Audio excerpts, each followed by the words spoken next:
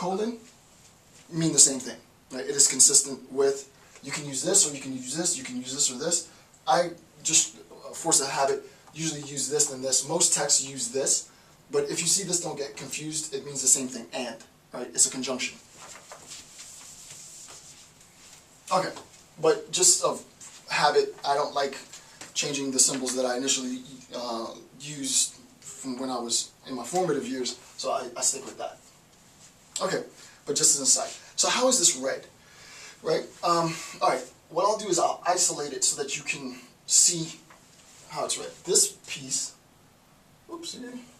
this piece is read, and you should know this from your first order predicate logic, it's the exact same, for all x and y. This piece is read for all x and y. For all x and y. Okay, so that first piece is read for all x and y. Now, we see that our main, I've talked about this in my first order predicate logic, though we're not doing, obviously this is non-monotonic, but in my first order predicate logic I do a discussion on main connectives. You should recognize that the main connective here is the conjunction. So though it's not expressed this way, technically I could do it like this, right? If I just wanted to be clear. Here. Yeah. Right?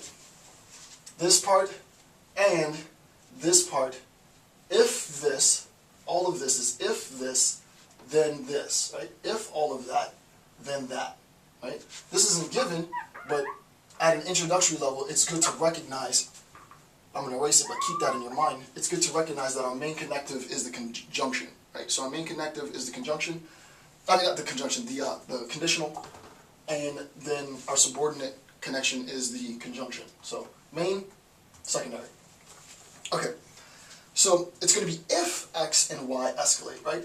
If x and y escalate the conflict, right? So if x and y escalate the conflict, so if x and y escalate the conflict is this.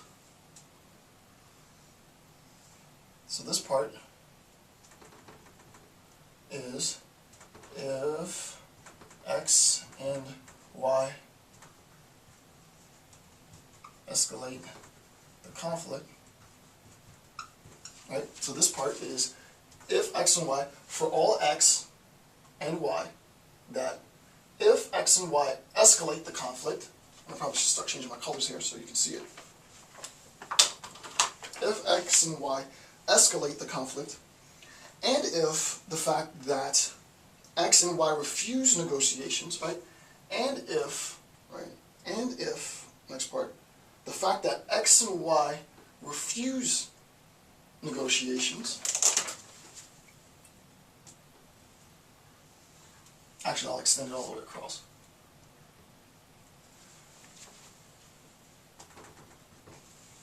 So, for all x, if x and y escalate the conflict, and, this and now comes here, right? So, and, that's this, and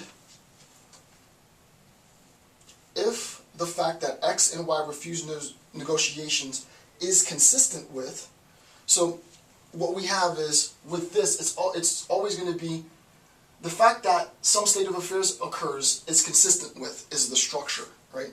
That's just the way it's structured. The fact that I could change this, likes ice cream, x and y, the fact that x and y like ice cream is consistent with, so the structure is the fact that some state of affairs is consistent with. That's the template, if you will. You just have to know that. Okay, so for all x and y, if x and y escalate the conflict, and if the fact that, right, and if the fact that, as my template, now substitute in whatever I have here, and if the fact that x and y refuse negotiations, x and y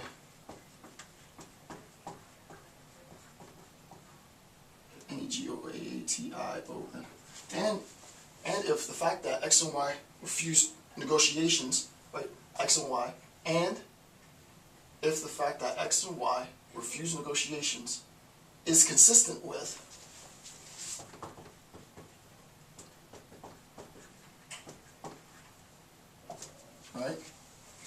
is consistent with everything else. Some people stop with everything else.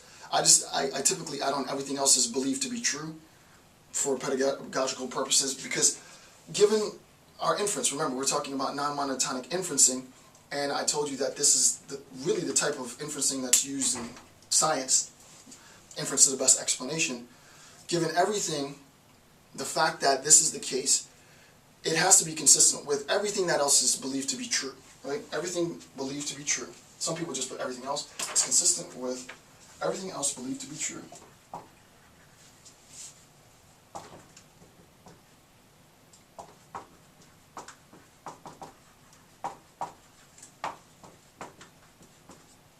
Right? Because we're talking about belief here, right? So, this state of affairs is the fact that this X and Y refuse negotiations is consistent with, well, what is it consistent with? Everything else believed to be true, right? It's consistent with everything else believed to be true. Then we can get to our conclusion. So that's that. Then, all right. First part is if. That last part is then, right? Then what? Then, where are we? Then X and Y will declare war. Then X and Y will declare war. Then X and Y will. So it looks, it looks a bit intimidating.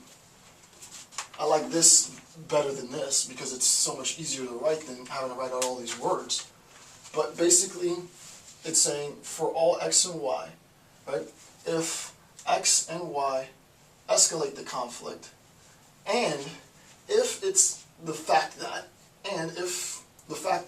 X and Y refuse negotiations is consistent with everything believed to be true, then it has to be the case that X and Y will declare war. And I mean, it just makes sense, right? If conflict is escalating, people are getting more and more aggressive, and they refuse to negotiate with each other, conflict is escalating, they refuse to negotiate with each other, what's going to happen? It's likely, we're not saying that it is the case, but we're saying it's likely, if you believe that, right? That's this part right here. If the fact that, right?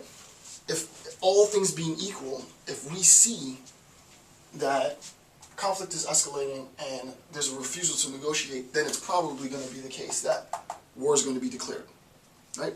So that's how that is read, right? We recognize here the introduction of and the function of our new operator, our new modal operator M, meaning it is consistent with, right? The belief, and if you think of this in a general sense, forget all of this, right? Just get real simple. It makes sense, right? It's a consistent belief, just like in the example I gave you with UFOs, right? It is a consistent belief. It makes sense. The logic consists on a general level. It's consistent to say that, well, if we recognize that conflict is escalating, and we recognize that the parties involved in that escalated conflict refuse to talk to each other, it's probably going to be the case they're going to resolve the conflict by fighting. That's consistent, right? Those 2 points, escalation and refusal to negotiate, is consistent with the onset of war. So, aside from just the sort of the logical structure of all of this, it just makes sense, right? It just makes sense. Okay, now, what I wanted to do is, I wanted to, not because I had to, but because I wanted to show that you can take the language, the formal language of non-monotonic logic that we had, and use what you've already have in your toolkit from first order predicate logic, right? And also what I've discussed in the section 3 on interwoven argumentation. And one of the things that you're able to do in interwoven argumentation is what's known as serial argumentation. And I showed you a combination of convergence and serial argumentation in the JFK, what was it called? Civil rights speech, I think it was, right? So what I'm going to do now is I'm going to incorporate serial argumentation with this